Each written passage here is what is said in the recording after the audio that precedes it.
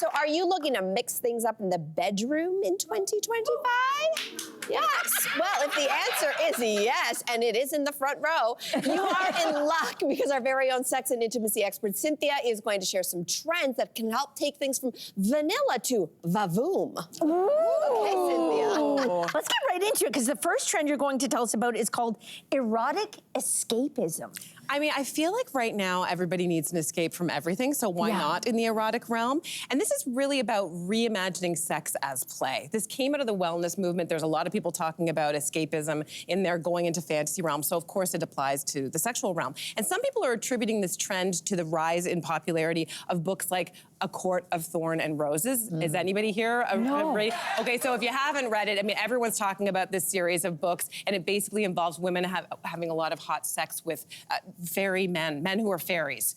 Interesting. They call it fairy smut. Thank you, fairy smut. Yeah. It's kind of monstrous and gorgeous and all at the same time. Yeah. There's also, the reasoning behind this is the resurgence of sex-positive movies, which let's be honest, for a while it felt like it was all just superhero movies. Yeah. And now you've got Baby Girl, you've got Honora as well.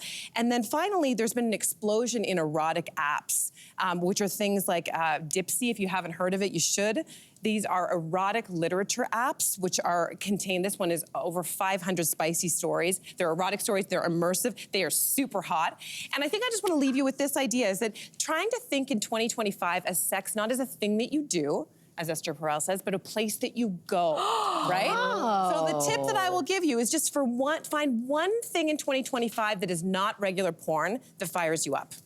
Oh my gosh. I love that. That's good. That's good. Yeah, it's not what you do, it's where you go. Where you go. That's from Esther Perel. That's yes. beautiful. Okay. Love it. Well, listen, next up is Micro-mance. What is the story with Micro-mance? I feel like we were just kind of talking about this. Instead of focusing on grand romantic gestures, it's about the tiny little things that we do for other people. And I think it's important to note that it's about knowing someone very well, paying attention to details. So you might be thinking about, would this person like little notes left in their space? Would they like a home-cooked meal? Would they like, for example, like a book that I know that they like? So the key to this is getting very, very clear and being intimately attuned to who they are and not just doing things for show. And I think the key is that it doesn't have to cost very much. And in this economy, I think that matters. So my tip for this one is if you have a book that you really, really love, and even if it's marked up with notes, that could be your Valentine's Day gift for somebody. What a nice idea. Right? Like something very personal. I love that. Yeah, and a ring. Yeah. And the Lamborghini. And the Lamborghini. Fair. Think about it. Always room for a Lamborghini, always. This next one I've never heard of. I'm not even sure if I'm gonna say it right. Is it Karezza or Karezza? I think one of those will do. What is that? I'd never heard of it before either, Mel, and it comes from the Italian word for tenderness. And so the idea is thinking about sex, not focusing on the destination, but on the journey, okay? That doesn't mean that we can't have orgasms, Mel. I know this is very important for you. But it's about more or less, instead of like orgasm being the focus, it's taking the pressure off that as the goalpost and more focusing on touch and intimate touch. And the irony or the paradox is that the less you focus on this, the more likely it is to happen, right? Oh, and I think that's important for women in particular. So my tip here is to engage in mindful sex. We've talked about this before on the show, and the idea is tapping into your senses, your breath work, and less on like, okay, we got to get this done. Okay, we got to get to some kind of finish. So to speak. Yeah. Okay, I'm very excited for this next big trend. It is ASMR in the bedroom. Really? Yes. How does this look? How does this work? Okay, so I don't know if everyone's familiar with what ASMR is. If you aren't, it's like that. If somebody whispers in your ear and you get that kind of goosebump tingling feeling, that's basically ASMR. It stands for Autonomous Sensory Meridian Response. And there's no shortage of videos online that you can search for. Most of them are G-rated, so we're gonna play a clip, I think, from one right now. Plucking it away.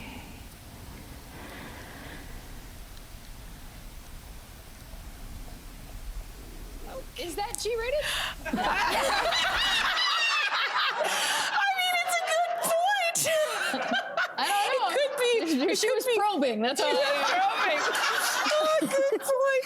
I mean, so some ideas around ASMR sex sounds could be things like people find it erotic when the condom wrapper is being opened, the sound of lubrication, like just really, really zeroing in. It could be the sound of like scratching happening or a scalp massage.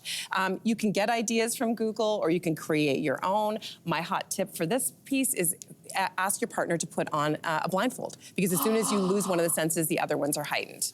Oh. She's taking notes.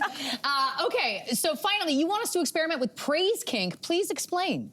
I mean, I feel like praise kink is exactly what it sounds like, and I feel like we were just doing this like beforehand. Like it's basically you and me. Yeah. Well, I feel like we all are gluttons for being told that we're amazing. Yeah. Getting a round of applause. Everyone here kind of might engage in this kink, but in the S&M world, a lot of times there's consensual sort of not like shaming but degradation. Like that's a feature. In this, it's the opposite. It's like lifting someone up and telling them how great they are, and therein lies the kink. So it's like turbocharged flattery. Think about it that way. Oh. So here's a tip. You can try out phrases like, good boy. Isn't this like one of the ones that you like, right?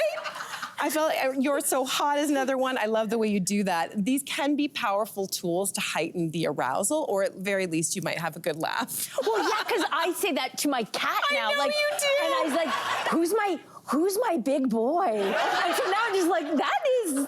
I know, I didn't want to say it, but that's exactly the same thing. What you do with Thomas, but maybe switch the focus. Okay, so last things to keep in mind for romantic or sexual trends in 2025. Well, I just found this interesting that the #1 phrase in Tinder bios overall last year was looking for.